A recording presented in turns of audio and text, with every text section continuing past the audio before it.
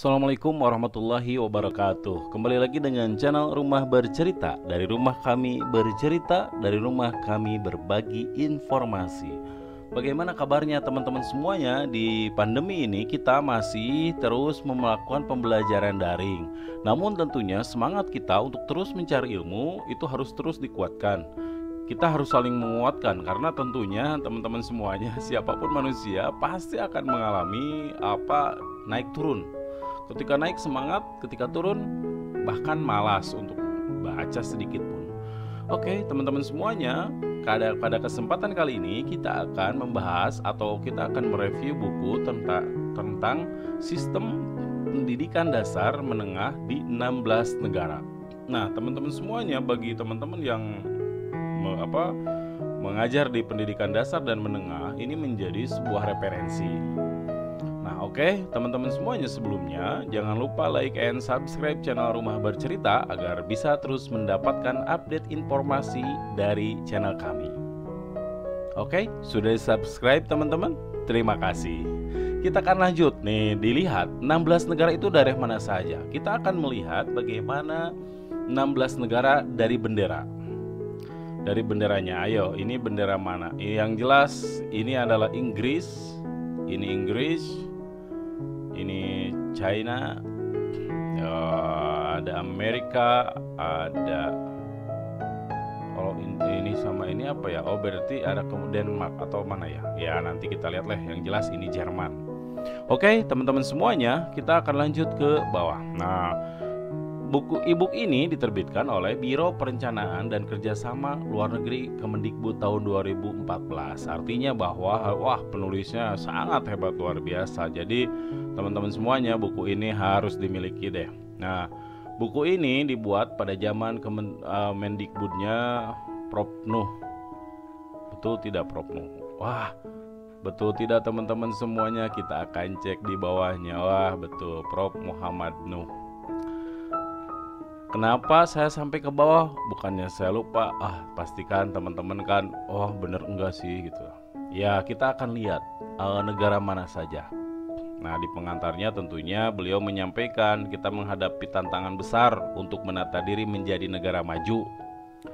Sebesar apapun tantangan yang menghadang, kita harus konsisten mendidik lulusan yang mampu mengatasi tantangan yang makin kompleks dan seringkali dalam bentuk yang belum ada sebelumnya. Karena itu, kontribusi lulusan tersebut dapat menempatkan negara pada posisi yang lebih kuat untuk bersaing dengan bangsa lainnya dan meningkatkan kehidupan berkeadaban pada tingkat yang lebih tinggi dari sebelumnya. Nah, teman-teman semuanya, Indonesia telah membuktikan ada perubahan yang signifikan berkat upaya aktif menata pendidikannya.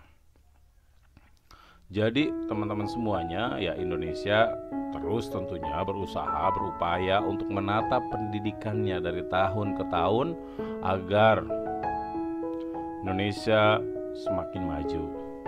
Nah, teman-teman semuanya, di sini juga dijelaskan penyiapan secara sungguh-sungguh SDM sangat disadari oleh bangsa-bangsa lain. Maka perlulah kita mengetahui bagaimana negara-negara lain, misalnya Tiongkok sejak tahun 2011 telah meluncurkan kurikulum baru yang lebih menekankan pada pemenuhan tuntutan peradaban berbasis pengetahuan sebagai jawaban terhadap tantangan di abad 21. Jadi teman-teman semuanya, Indonesia yang hari ini terus berproses itu harus melihat dan studi banding ke negara-negara tetangga atau negara-negara yang hari ini menjadi negara maju di bidang pendidikan. Ya, misalnya tetangga terdekat Malaysia. Malaysia di tahun 70-an atau tahun 60 sampai 70-an lah kalau tidak salah, itu pernah belajar ke Indonesia. Namun hari ini tentunya kebalik. Atau mungkin ya belajar itu ya memang tidak ada batasannya sih, antara boleh ya seorang guru mengajar muridnya, seorang guru belajar juga dari muridnya. Tidak ada masalah itu. Nah, teman-teman semuanya, hari ini Malaysia juga menjadi tempat Indonesia untuk mencari kurikulum. Nah, di sini ada kan Malaysia sejak 2011 telah melaksanakan kurikulum baru yang berlandaskan tazkiyah, tilawah dan ta'alim. Tazkiyah. Jadi pertama kali itu attitude atau sikap atau adab atau karakter. Tujuannya agar dapat dihasilkan peserta didik yang seimbang, berpikir kreatif, kritis, dan inovatif melalui jalur komunikasi, sains dan teknologi, perkembangan fisik dan estetika, keterampilan diri, kemanusiaan dan kerohanian, serta sikap dan nilai.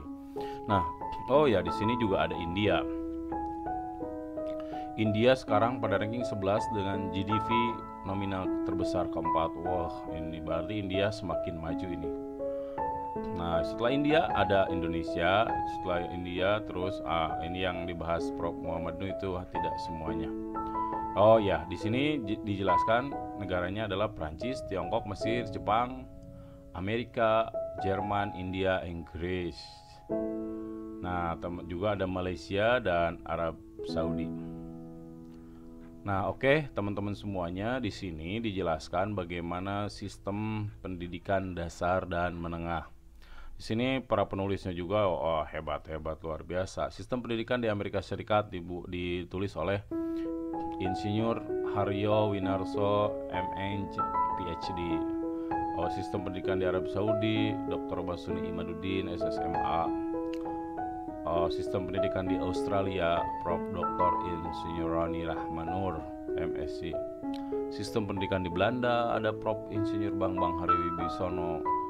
Panjang gelarnya, luar biasa hebat. Sistem pendidikan di Filipina, sistem pendidikan di India, sistem pendidikan di Inggris, dan sistem pendidikan di Jepang.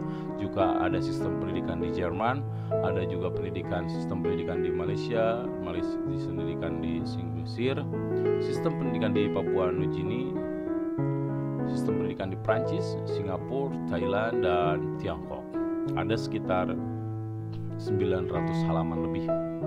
900 halaman lebih, sungguh luar biasa ini.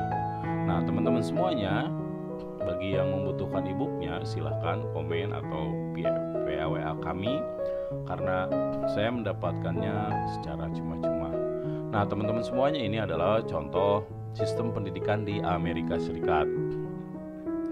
Di sini ada ringkasan eksekutif. Ada sistem pendidikan Amerika Serikat, ada ringkasan eksekutifnya. Terus di sini ada penjelasan bagaimana daftar isinya. Ada daftar isi, ada pengantar, ada tingkatan pendidikan, ada kurikulum, ada evaluasi belajar, ada kualitas guru, ada pendanaan pendidikan, ada 7 sistem penjaminan mutu, ada tentunya daftar referensi. Nah, teman-teman semuanya, apakah setiap sekolah, setiap negara sama pembahasannya? Kita akan cek sistem misalnya di pendidikan di Filipina. Pendidikan di Filipina yang dibahasnya juga sama. Pendahuluan, terus struktur dasar sistem pendidikan di Filipina, kurikulum pendidikan Filipina, sistem ujian di Filipina, juga sistem penjaminan mutu pendidikan di Filipina. Oke, teman-teman semuanya, karena lumayan bukunya tebal, saya cek sampai 930 halaman. Teman-teman langsung baca deh. Gak nyesel, insya Allah. Kalau bukunya bagus, insya Allah akan sangat bermanfaat. Oke, teman-teman semuanya, itu saja untuk pembahasan e-book dari sistem pendidikan dasar dan menengah di 16 negara. Sekali lagi, jangan lupa like and subscribe channel kami. Semoga bisa bermanfaat. Assalamualaikum warahmatullahi wabarakatuh.